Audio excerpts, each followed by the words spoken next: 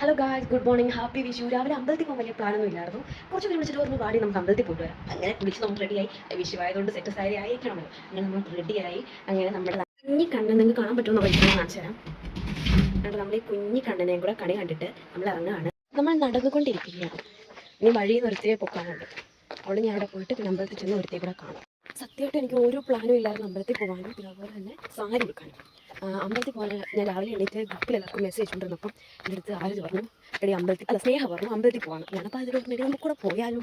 അപ്പം ആര് പറഞ്ഞു ഓ പിന്നെന്താ ഞങ്ങൾ പെട്ടെന്ന് കുളിച്ച് റെഡിയായി. അപ്പോൾ അവൾ പറഞ്ഞു വിഷൽ സെറ്റ് സാരി. ഞാൻ പറഞ്ഞു എൻ്റെ ഇല്ലടി ഏതെങ്കിലും കൊടുത്തുണ്ടോ അതള്ളേന്നൊക്കെ പറഞ്ഞിട്ട് എൻ്റെ ഇത് ഇതൊരു കൃഷ്ണൻ അതിനുള്ള ഒരു പെയിൻറ്റ് വർക്കുള്ള സാരിയാണ്. എനിക്ക് ഭയങ്കര ഇഷ്ടം. ഞാൻ എന്താ ഗുരുവായൂർ വാങ്ങി വാങ്ങിച്ചതാണ്. അപ്പം അവിടെ ഞാൻ നല്ലപോലെ പ്ലീറ്റൊക്കെ പിടിച്ച് ഡ്രൈപ്പൊക്കെ ചെയ്ത് കൊണ്ടുപോയത് വന്നപ്പോൾ അഴിച്ചൊക്കെ വെച്ചു. അഴിച്ച് വെക്കണ്ടായിരുന്നു കൊണ്ടുപോകാം. സാരി കൊടുക്കുന്നതിൻ്റെ ഒക്കെ ഒരു കഷ്ടപ്പാടിപ്പോഴാണ് മനസ്സിലാവുന്നത്. ഈ ടീച്ചേഴ്സിനൊക്കെ സമ്മതിക്കണം. അവർ ഡെയിലി സാരി കൊടുത്തുകൊണ്ട് വരുന്നതല്ലേ, അവരൊക്കെ എങ്ങനെ സാധിക്കുന്നു? ഭയങ്കര എന്തോ ഓടി വരുന്നു എൻ്റെ ആ കൂട്ടുകാരി. അവള് സെറ്റ്. എടി വാടി വേഗം. ഇപ്പൊ സ്നേഹതാണ്ട് അമ്പലത്തിൽ എത്തിക്കാണും.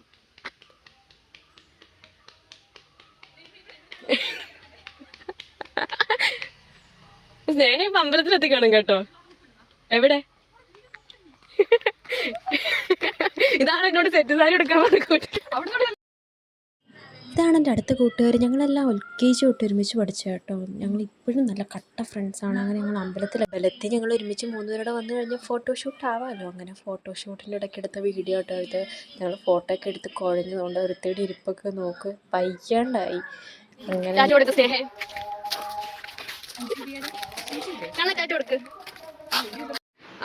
സ്നേഹയുടെ വീട്ടിൽ വന്ന് തിന്ന് പിടിപ്പിച്ചോണ്ടിരിക്കുക. കടല് മൊത്തം നിന്നിട്ട് ഓടി. ഒരുത്തി ഇത്ര നേരം പെരപ്പുറത്തിരിക്കുന്ന പോലെ ഇരുന്ന് തിന്നുന്നത് കഴിഞ്ഞോടെ. നിന്റെ പള്ളി കമ്പിട്ടിട്ട് നീ ഇത്ര സ്പീഡാ?